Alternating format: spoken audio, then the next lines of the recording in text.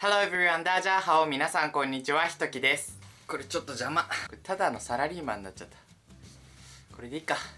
皆さんの国では学校でどんな罰則がありますか？なんか最近は学校での罰則は良くないっていう意見が増えてきましたよね。僕が小学生の時は本当にバカだったので、掃除の時間に嫌いな先生の目の前で拾ってきた木の棒をずっと磨いてたら、急にここを持たれて、おいお前ふざけんなよって怒られた思い出があります。もう10年以上覚えてるので、めっちゃ怖かったんだなと思います。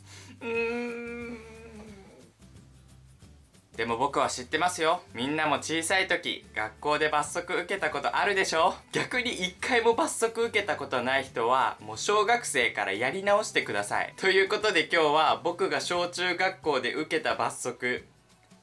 見た罰則を紹介したいと思います。皆さんも自分の国での罰則をコメントで教えてください。どの国が一番変な罰則があるか気になりますよね。じゃあまず一つ目の罰則は、校庭を走る。特に宿題とか忘れ物をしたり、授業中におしゃべりをしていると、校庭で5周走る必要がありました。これで面白かったのは、年が変わった時に、新しいクラスで、新しい先生で、新しいクラスメートの授業が始まりました。その時、新しいクラスの先生になった人は、今年初めてこの学校に来た人だったんですよ。それである日普通に授業をしていたら、クラスのサッカー好きな男の子が授業中友達とずっと話してたんですよ。クラスに一人はサッカー好きなずっと話している男の子っていますよね。その時その新しい先生はその子に校庭10周走ってきてくださいって言ったんですけど、僕の小学校校庭がめっちゃでかいんですよ。多分他の学校の2倍3倍はあるんですけど、その先生は知らなかったので、もうその子は授業が終わったのに帰ってこなかったです。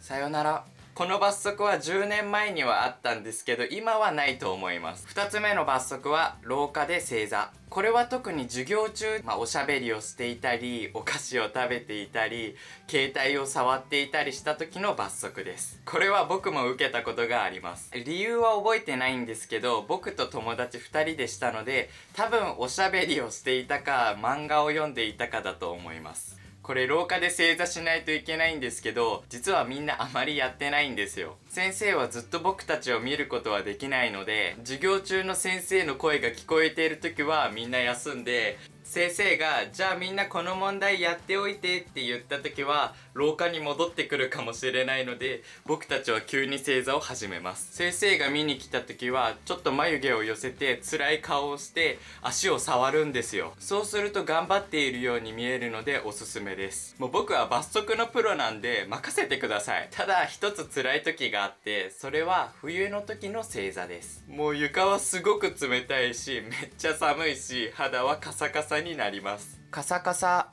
カサカサ。カサカサは肌や唇がとても乾燥している様子を表します。ですので、肌が乾燥している時に、肌がカサカサだからクリーム塗らないとなという風に使えます。なんかもともと水があるのに乾燥してひびが入ったり、触るとちょっと粉が落ちたり、そういう乾燥の仕方がカサカサなので、砂漠は乾燥しているけど、砂漠がカサカサは言わないです。あとなぜかゴキブリが動く音によく使います。ゴキブリじゃなくてもいいんですけど、虫が動いた時にカサカサって音が聞こえるじゃないですか。だからよく女の子は、どうしよう、トイレの部屋からカサカサ音が聞こえるという風に言います。この2つの使い方があります。廊下で正座をしている時に、カサカサになった手を息で温めながらこすっていると、授業中にトイレに行く子が廊下を通って僕の方を見てくるんですよね。その時のその子の目が何かすごくかわいそうなものを見ている時の目をしていて、すごく恥ずかしかったです。3つ目。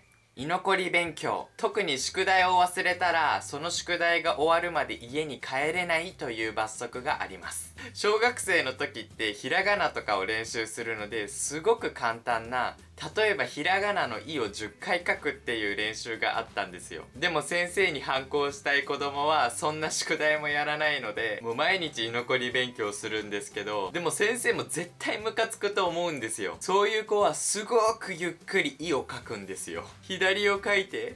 ゆっくり休んで、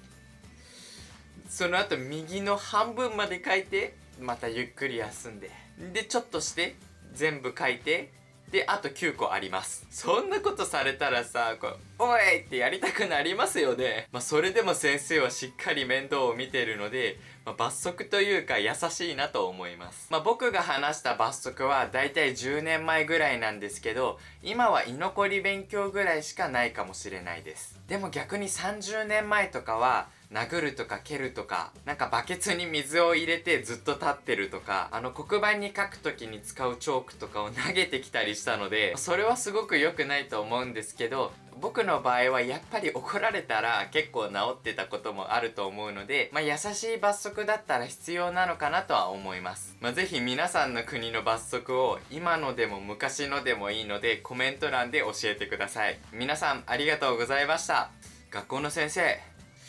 クラスに落ちていたチョコマシュマロのゴミ、あれ僕です。授業中いつもチョークが短くなってたのは、あれは授業の前に僕がいつも黒板で遊んでいたからです。今日は正座をしてネットフリックスを見たいと思います。すみませんでした。